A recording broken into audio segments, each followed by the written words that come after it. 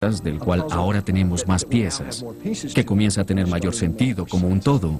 Al encajar las piezas, creo que tenemos una imagen más clara de quién era María Magdalena.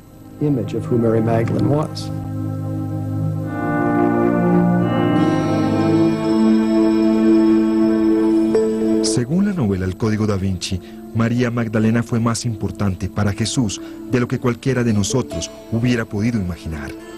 La novela afirma que era su esposa. El novelista dice que los indicios que lo confirman se encuentran en documentos hallados en Egipto a mediados de la década del 40, conocidos como los Evangelios Gnósticos.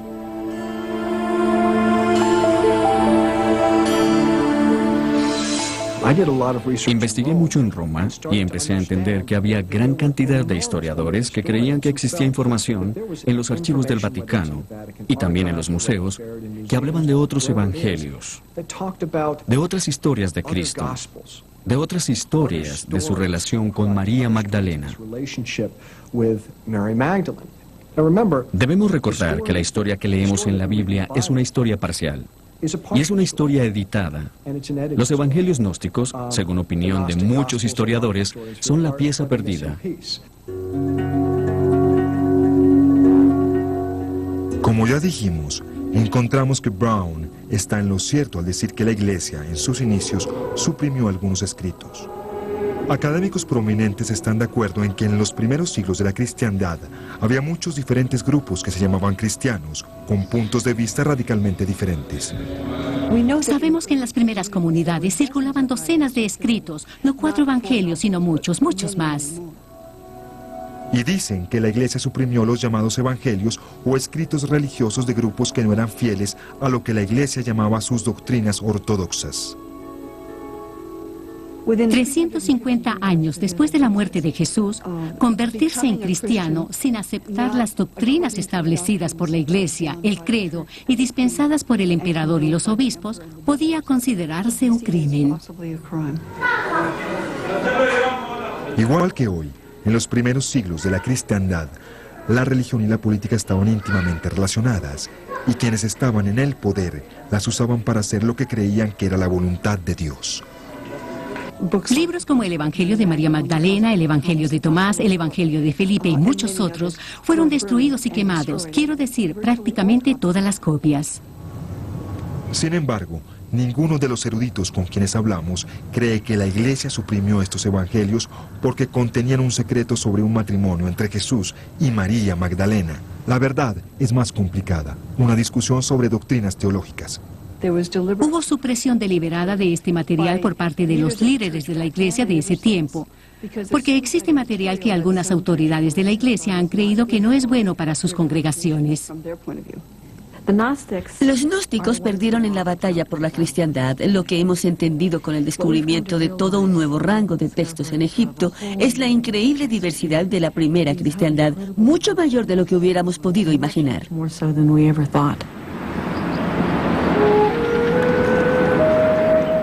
Encontramos que aunque los expertos no están de acuerdo con la conclusión de Dan Brown de que los llamados evangelios gnósticos no dicen que Jesús y María Magdalena eran casados, sí coinciden en que María Magdalena tiene una participación significativa en muchos de estos evangelios. La participación de María Magdalena en el Evangelio de María es más prominente que, por ejemplo, en los evangelios del Nuevo Testamento. La tradición de que había una relación especial entre Jesús y María es muy antigua. Esta es indudablemente una de las cosas que nos revela la nueva literatura que descubrimos en Egipto. Vemos que la llaman la mujer más amada de Jesús, que la llaman el discípulo más amado.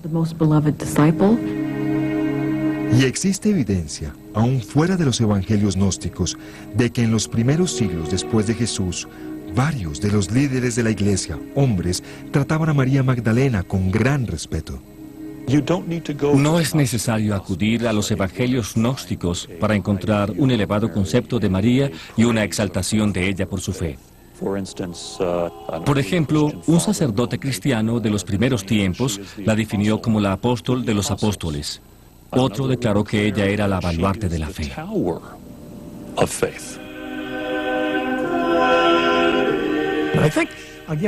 Creo que nuevamente afirmaré, soy terco, Lo que ya he dicho.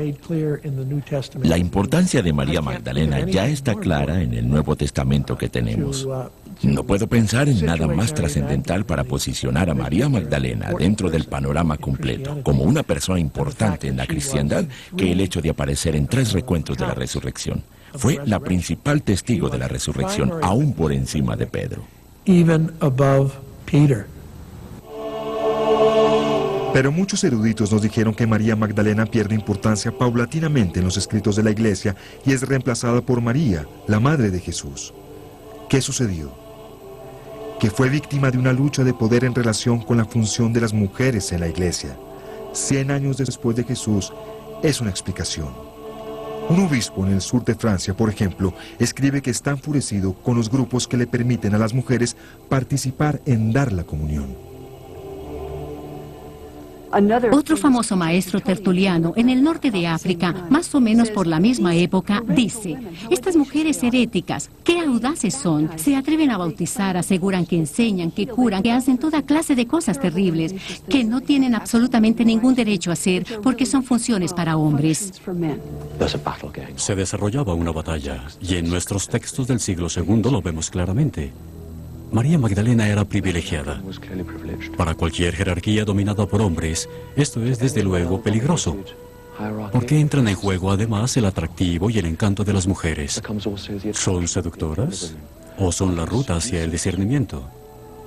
¿Debemos acercarnos a ellas o mantenernos alejados? Una situación tensa, muy tensa.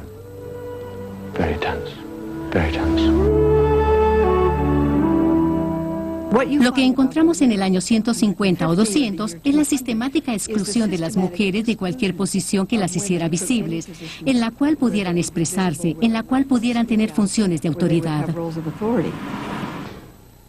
Ese esfuerzo por marginar a las mujeres puede ser la explicación de la decadencia de la importancia de María Magdalena a través de los años. Creo que es muy probable que fuera deliberado. Creo que la imputación de que era prostituta es una excelente forma de refutar las afirmaciones de que era apóstol y maestra especialmente respetada. Como historiadores, no podemos decir cuáles eran los propósitos de las personas. Lo que podemos hacer es estudiar las consecuencias, y estas eran debilitar la autoridad de las mujeres en la Iglesia. Tendremos las conclusiones cuando regresemos.